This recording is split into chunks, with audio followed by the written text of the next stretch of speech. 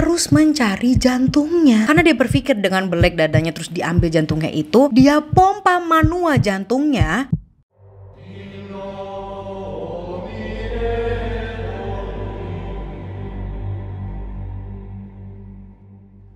Hey guys, Vigets, apa kabar? How are you? Hari ini welcome back to Paranormal.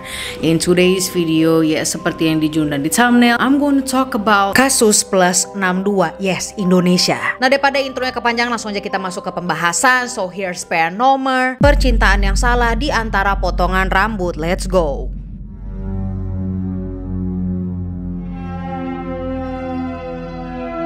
Yes, tadi di intro gue nggak pakai sinopsis segala, nggak usah, langsung aja. Jadi in today's case, kasus kali ini tuh datangnya dari bagian utara Indonesia, lebih tepatnya di daerah Mongondo, Sulawesi Utara. Seperti kasus-kasus sebelumnya, ya kasus kali ini juga cukup tragis sih. Tetapi beda sama kasus-kasus yang sebelumnya gue pernah bawain adalah ini nggak ada unsur konyol. Maksudnya nggak ada tuh perdukunan Jujutsu Kaisen, enggak, no magic, no nothing. So langsung aja kalian simak baik-baik. Seperti yang udah disebutin di atas, lebih tepatnya pada tahun 2022 di daerah Mongondo, Sulawesi Utara ini tinggallah seorang laki-laki yang berinisial H. Nah, pada saat itu dia umurnya 40 tahun dan dia ini dari kecil tuh udah di sana di Mongondo, maksud gue. Jadi dia tumbuh dan besar in the area, dan dia ini juga tinggal bersama 5 saudara laki-laki dan 1 saudara perempuan. Nah, posisinya si H dalam keluarga itu adalah dia ini merupakan anak kelima dan jadi anak laki-laki yang paling muda. Nah, hold on, so they be old. Yang anak kelima aja yang paling muda tuh ya laki-laki umur 40. So anyways, tumbuh di samping abangnya ini yang ada 4 orang itu kan ya, bikin si H ini menjadi orang yang kompetitif dan pekerja keras banget. Di samping sikap yang kompetitif ini, si H juga dikenal sebagai anak yang senang bersosialisasi dan punya teman banyak lah, ekstrovert. Karena banyak temennya ini, si H tuh paling sering tuh disamperin rumah dan untuk dimintain tolong seperti biasa. Ya memang dilihat-lihat si H itu merupakan anggota yang aktif lah dalam area tersebut. Kalau ada orang kesusahan dikit aja pasti dia langsung nolongin. Nah, yang namanya menjadi member keluarga yang paling aktif, tanpa sadar sebagian besar keluarganya si H ini menjadi bergantung dan ngandelin si H. Padahal kan si H itu yang paling muda lah ya, ada yang lebih tua daripada dia. But no, H itu menjadi kayak kepala keluarga loh. Dari segi bantu gratis hingga finansial, lo paham lah maksud gue. Dan secara nggak langsung si H ini tumbuh kembang menjadi tulang punggung, like what I said. Gue baru baca ini skripnya. Mulai dari kebutuhan pokok, abis itu yang berentel-entel, apa sih bahasa Indonesianya, yang begitulah, yang nggak begitu penting pun juga ya udah nih dibeliin. Now what happened? Akhirnya di tahun 2010 si H ini mutusin deh tuh buat cabut dari kampungnya. Merantaulah dia ke daerah lain, lebih tepatnya ke Minahasa. Yang udah jelas si H ini ketika ngerantau dia nggak sendiri, tetapi dia ini mengajak juga beberapa temannya yang ada di kampungnya itu. Nah, setelah sekian lama hidup di luar kampungnya, akhirnya si H dan teman-temannya ini mutusin deh tuh buat buka barber. Tapi gue bingung deh sama artikelnya di sini. Yang gue tahu kan barber cuma buat cowok ya, tetapi di sini salon buat potong rambut cewek dan cowok. Jadi ya udahlah pokoknya dia buka salon. Ya pokoknya pada saat itu membuka salon nih sama teman-teman yang merupakan inovasi yang terbesar lah, accomplishment for the very first time. Dan bisnis ini juga bisa mereka jalanin karena bantuan koneksi dari si H. So at the end of the day, si H ini akhirnya menjadi owner dan pengelola dari bisnis salonnya ini yang terletak di daerah Tondano. Seiring berjalannya waktu dengan kerja keras, solidaritas dan moral yang tinggi tuh ya dari pegawainya dia, otomatis bisnis salon mereka ini berjalan dengan baik dan ramai juga dengan pengunjung. Bahkan mereka ini sampai harus buka lowongan untuk mencari hairstylist lagi karena saking ramenya dan understaff. So what happened here? Dari lowongan inilah ada satu pelamar yang kita bisa panggil Mute.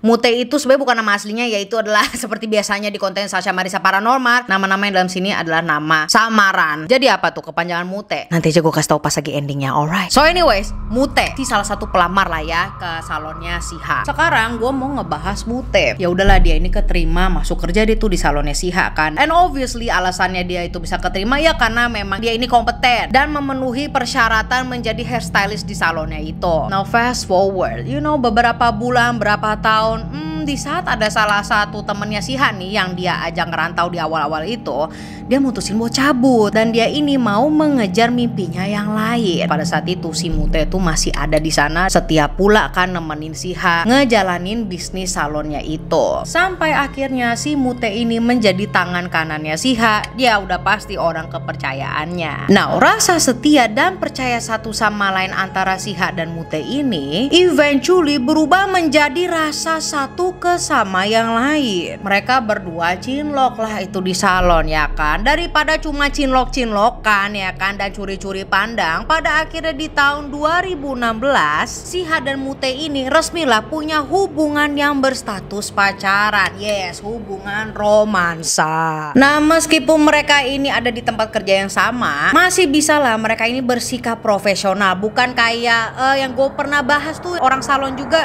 salon Meti apa ya, yang mana mereka ciuman depan staff sama pelanggan. No, kalau ini mereka tetap profesional. Bahkan mereka ini tuh bisa pacaran loh sampai 6 tahun. Walaupun ya setelah 6 tahun ini mereka pacaran tuh ya sampai di tahun 2022 akhirnya putus lah dan terpaksa harus balik lagi ke status temen baik. Di sisi sebenarnya yang merasa lebih dirugikan itu adalah si Mute. Soalnya keputusan putusnya mereka itu dibuat sama Siha dengan alasan Siha ini udah nggak tahan dan risih lah sama kelakuannya Mute ini yang katanya terlalu posesif dan cemburu berat. Nah, dikarenakan alasannya itu Siha tuh nganggep ini jadi risih dan mengganggu kinerjanya Siha. Soalnya begini nih, walaupun tadi gue bilang mereka itu tetap profesional aja kan depan tamu-tamunya, Siha ini tuh tetap mesti jaga jarak gitu loh sama para customer, karena kalau enggak ketika tutup salon nih si Mute itu jadi marah-marah dan cemburu, nggak suka gitu loh, kayak kamu ngapain sih ngedeketin tamu itu lah, namanya kan orang salon lah ya, we have to communicate, kita masih bersosialisasi Mute. Makanya jadi deh tuh kan Siha mutusin Mute. Nah, dari sini aja udah kelihatan jelas bahwa si Mute nggak terima atas ya karena kita putus. Akhirnya dia mohon-mohon lagi lah ke Siha, ayo dong kita balikan lagi. Tapi Siha masih tetap nolak dan berujung ngasih pernyataan kayak begini dalam tanda kutip, aku bakal masih bisa kemana-mana sama kamu bareng, cuma statusnya aja yang berubah ya, dari pacar menjadi teman baik, best friend. Jadi masih ada lah tuh mereka dua jalan bareng kemana-mana atau makan bareng begitu. Sampai at some point di bulan April tahun 2022 mereka berdua nih Siha dan Mute sepakat buat berangkat bareng lah ke acara kondangan gitu, yaitu kondangan salah satu repeating customer mereka lah, tamu langganan yang mereka udah kenal dekat lama. So they went together, nothing really happened. Sampai kelar kondangan pun juga masih nggak kenapa-kenapa. Sampai mereka tuh sempat nongkrong ke apotek dulu, nongkrong di apotek gak tuh, karena Siha ini mau beli obat sakit kepala yang cair sebanyak 2 botol. Nah, obrolan panjang mereka ini sampai deh tuh mereka bawa ke salon lagi malam-malam, yang dimana mereka juga sekalian prepare buat besok. Terus gak jarang juga Siha ini suka tidur dan tinggal di salon. Setelah panjang tuh mereka ngobrol kan dalam salon, udah malam nih, mana aku si Mute nggak pulang-pulang. Dia juga udah bilang ke Mute dengan tanda kutip,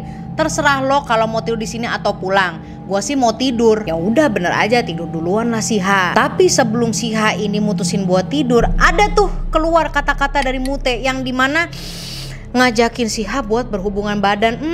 Bisa itu mantan kan? Ya seperti yang kita bisa prediksi lah ya, ya mereka berhubungan badan. Tetapi gua bohong, karena ajakannya si Mute ini untuk berhubungan badan ditolak mentah sama Siha. Mute yang pada saat itu lagi ditolak-tolak mentah sama Siha ya, ngerasa sedih dan kesel, butuh pelampiasan lah dia ini. Nah, dikarenakan dia nggak bisa tidur juga saking keselnya, malam itu Mute mutusin buat minum apa ya tadi yang dibeliin sama Siha, obat kepala cair sirup, dan dia abisin 1 botol. Udah kayak minum es teh tarik. Terus nih selang beberapa jam kemudian si Mute kebangun di sekitaran jam 2 pagi lebih tepatnya, dan lagi-lagi dia ngabisin botol keduanya. 2 botol dia kokop. 3 jam kemudian, lebih tepatnya pada jam 5 subuh, si Mute lagi-lagi kebangun nih. Bukan karena bugar gitu gara-gara ngabisin 2 botol obat batuk, enggak. Tetapi memang kebangun aja gitu karena pengen buang air. Nah, kelar buang air dia balik lagi kan tuh ke ruangannya Siha.